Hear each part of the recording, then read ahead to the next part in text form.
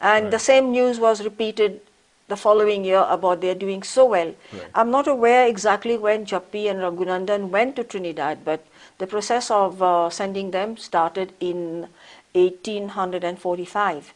And the money that they were remitting to India from 1847, 48, 49 became a very big issue, because they wanted to send their money to India to their relatives and their family, and the remittances had to be sent through channels where they would not lose money on the transaction and so on.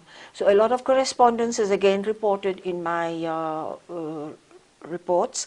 And then the amount of money they were sending every year was far more than what Mauritius could also be remitting to India to their families.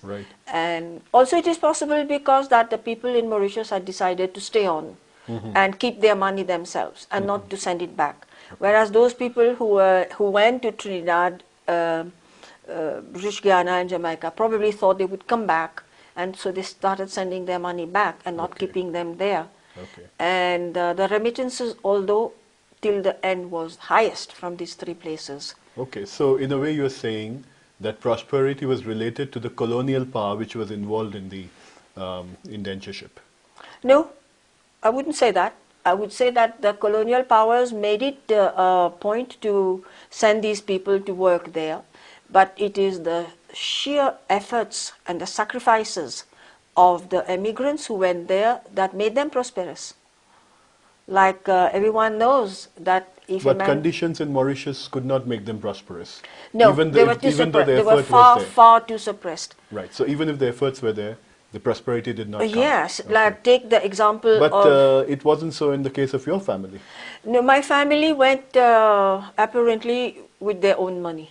Right. And they went into dairy farming, they went into wood cutting and contractors work and all, and they were also staying in the suburbs of where the whites were staying. From the beginning, the day one, they had taken their servants and so on. And so they were not indentured workers, so did they have to... But they went as indentured workers because you could not leave the country, you could not leave India unless you were indentured. I see, okay. Okay, it's a very amazing story for my family. But they paid their fare. They paid their fare to the agent. Okay. Because it is a very amazing situation for that ship that went there to the Fute Salam. So everybody else was an indentured? You know, like it was, it is amazing that when I started my research in Mauritius, I saw the bill of lading. And Fute Salam reached Mauritius in August, and on the reverse of it was crossed, no coolies. So I said, but he came by this ship. How come there are no coolies? And I have that report with me. It's a Xerox copy. I came to Calcutta, and I went to the Bhavani Datta Lane State Archives of West Bengal, and there I see the reports which I produced in my book that 284 and a half immigrants have left by the Fute Salam on the 6th of June.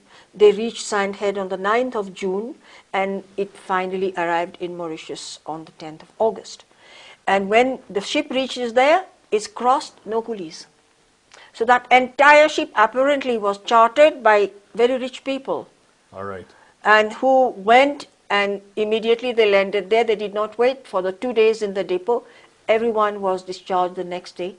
They arrived in the evening, and the next morning they were discharged. So they did not even... No quarantine, no nothing. So there was no question of going to the sugarcane fields for your family? No, none of them went to the sugarcane fields. What did your family do in India at the time they left?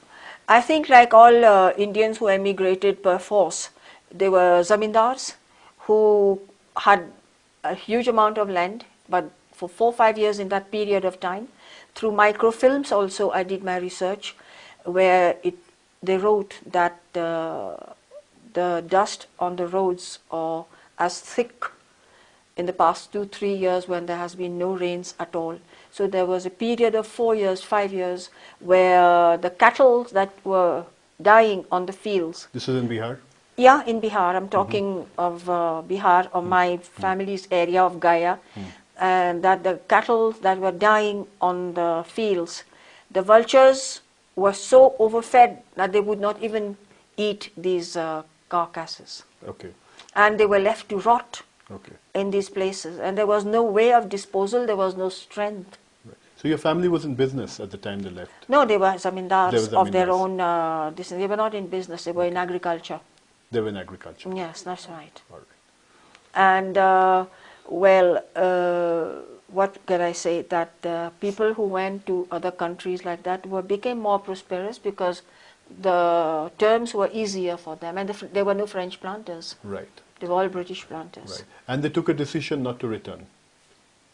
Most of them came back and went back also. Yeah, they came to India and they took their families, their friends and so on. They went. Right, and some came to return to India and then went to Trinidad. There are cases like yeah, those? there are cases like that also, that they said, okay, since people were more prosperous from Trinidad and Mauritius was not giving them that much of prosperity.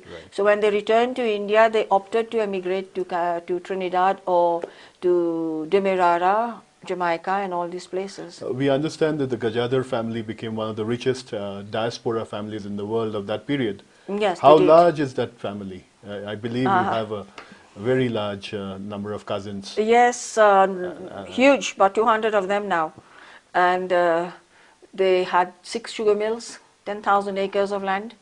And my grandfather's younger brother, my Chota Dada as we call him, became the first Indian. 2 Indians were elected in the elections of 1925 in Mauritius. And these are the things that brought the Indians forward into their movements. Father? My father got elected in the first free election of 1948. All right.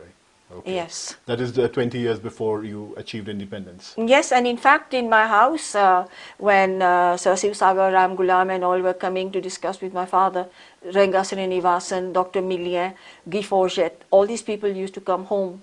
I used to be sitting there listening to them, and I do remember, I was young, but I do remember they were talking about in 1951, 52 and all. I was about 13 years old. I'm 72 now, and I heard them talk about independence. Was there an euphoria when Mauritius received independence in '68? Well, like we had the same problem in India, the same problem in Mauritius and everywhere, you know, that people are skeptical. Now what are we going to do? How are we going to manage? Like even in my family's side, they would say the British have gone, now there's going to be chaos. Who is going to bring that much of order and you know, prosperity to the country and all? But then there were people who had fought for independence for so many years, and they said, no matter what, we are going to succeed. I understand you could have been in political life, and you refused an ambassadorship back in '72 or the early '70s. No. Earlier to this, when I was not even married in 1961, Dr. Ram Gulam offered me a seat in the Legislative Council of Mauritius. Okay. Back in 61, 62. I was not married. And he told me that your father was sitting there, I want you to sit in that place. And so you did not go into political life? No, I did not. And then, when he offered me an ambassadorship in '72 for Egypt, I told him, no, I don't think I want to do that. I was already in business, and my business was growing quite big. And I had one son who was 4 years old, and my husband. How do I take my husband to leave his business and come and follow me? Like that. But you did spend some time in Libya, No. I was in Lebanon for 3 years. Yes. We were doing business with an agriculture, pesticides for agriculture. As a researcher, you're uniquely placed in the sense that you're both English speaking as well as French speaking, and therefore have a great understanding of the major colonial powers of that period.